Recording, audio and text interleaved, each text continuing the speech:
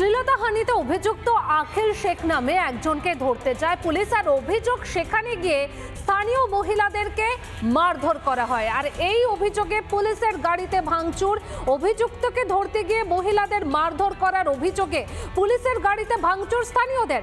বৃহস্পতিবার রাতে ঘটনাটি ঘটেছে মুর্শিদাবাদের ফারাক্কা থানার অন্তর্গত তিলডাঙ্গা এলাকায়।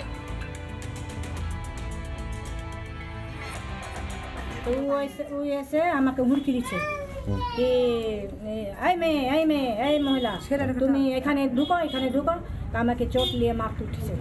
আমি কি করেছি দাদা, আমাকে চোট নিয়ে মারতে উঠেছে। কে মারতে? ওই পুলিশ বলছে কি স্যার মেয়ে ছেলেদের সবাই বাড়িতে আছে, ও কি করেছে না করেছে বেড়েছে বাড়িতে, তো আমরা জানি না কি হয়েছে না হয়েছে।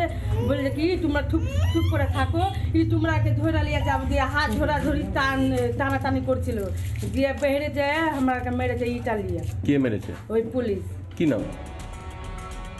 পুজোর আগে ভোজন রসিকদের জন্য সুখবর, গঙ্গার পারে এলো পদ্মার ইলিশ। ট্রাকে করে হাওড়ার পাইকারি বাজারে পদ্মার ইলিশ। পুজোর উপহার হিসেবে 1200 মেট্রিক টন ইলিশ ভারতে রপ্তানির অনুমতি। সেই মতো বুধবার রাতে বনগাঁ সীমান্ত পেরিয়ে হাওড়া মাছ বাজারে আসে 240 মেট্রিক টন ইলিশ। শীঘ্রই কলকাতা হাওড়ার খুচরো বাজারে পদ্মার ইলিশ মিলবে।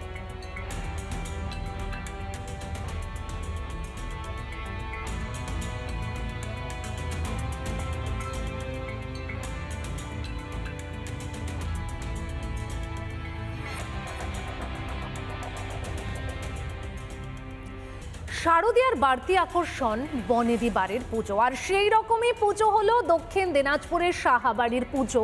এই পুজো এবছর 185 বছরে, আর পুজোর প্রস্তুতি জোর কদমে চলছে সেখানে।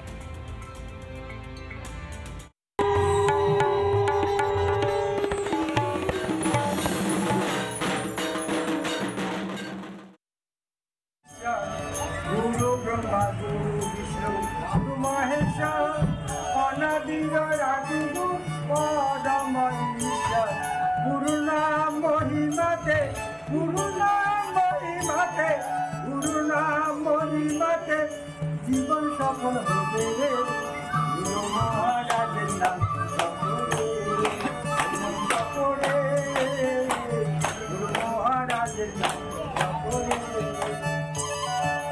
পুজোর সময় ঘুঁচে দূরত্ব, মুছে যায় দ্বন্দ্ব। পুজোর 4টে দিন আনন্দ ক্লান্তিহীন, সামিল হন সকল পরিজন। এটাই বনেদি বাড়ির পুজোর বৈশিষ্ট্য।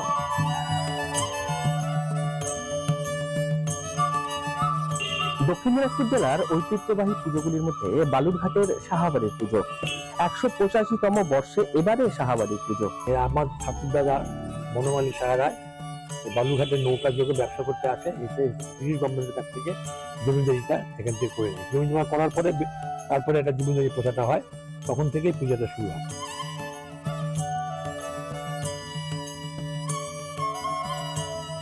বাংলাদেশ থেকে এই সাহাবাড়ির যারা উত্তরসূরি ছিলেন তারা এসেছিলেন নৌকো পথে বালুরঘাটে, আত্রাই নদী দিয়ে নৌকো পথে ব্যবসা করার জন্য এসেছিলেন বালুরঘাটে, এবং তারপর থেকে ইংরেজদের কাছ থেকে যে জমিদারি সেটা পেয়েছিলেন, এবং তারপরে বালুরঘাটের এই বিশ্বাসপাড়া এলাকাতেই মন্দির স্থাপিত হয় এবং শুরু হয় এই মায়ের পুজো। আগে আমাদের পাবনা জেলার জামিস্তার গ্রামে পুজো হতো। আমাদের বিশেষ বৈশিষ্ট্য হলো কার্তিক এবং গণেশের স্থানটা উল্টো। এছাড়া আমাদের দশমীর দিন এখানে শাপলা ফুল এবং দই ভোগ হয়। জমিদারি নেই, তবে জমিদার বাড়ি আছে, রয়েছে সেই পুরনো ঠাকুর দালান আর পুজোর রীতি রেওয়াজ। 185 বছর ধরে যা ধরে রেখেছে বালুরঘাটের সাহাবাড়ি।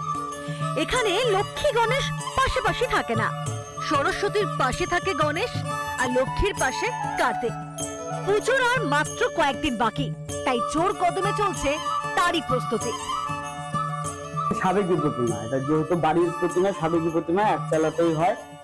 এই প্রতিমাটার যেটা বিশেষত্ব যে এই চালাটা যে হবে, চালার পেছনে থাকে চন্দ্র চাল, মানে বিভিন্ন দেব দেবীর মূর্তিগুলো আঁকানো থাকে। মহালয়ার আগে সমস্ত কাজ করে দিতে হবে, কিন্তু মহালয়ার দিনই চক্ষুদান, তার আগে চক্ষুদান ওই দিনই কমপ্লিট। তারপরে আর আমরা আর মানে এটা হাত দিতে পারবো না। মহালয়ার দিনে মায়ের চক্ষুদান সেটা করা হবে এবং তারপরেই পুজোর কটা দিন আনন্দ উল্লাসে মেতে উঠবেন বালুরঘাটের শহরের মানুষ তথা সাহাবাড়ির অন্যান্য সদস্যরা। দক্ষিণ দিনাজপুর থেকে রিপন ভৌমিক, রিপাবলিক বাংলা।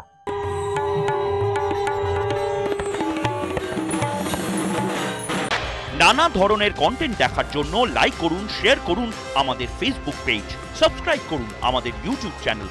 পাশাপাশি অন্যান্য ব্রেকিং নিউজের জন্য অবশ্যই চোখ রাখুন রিপাবলিক বাংলায়।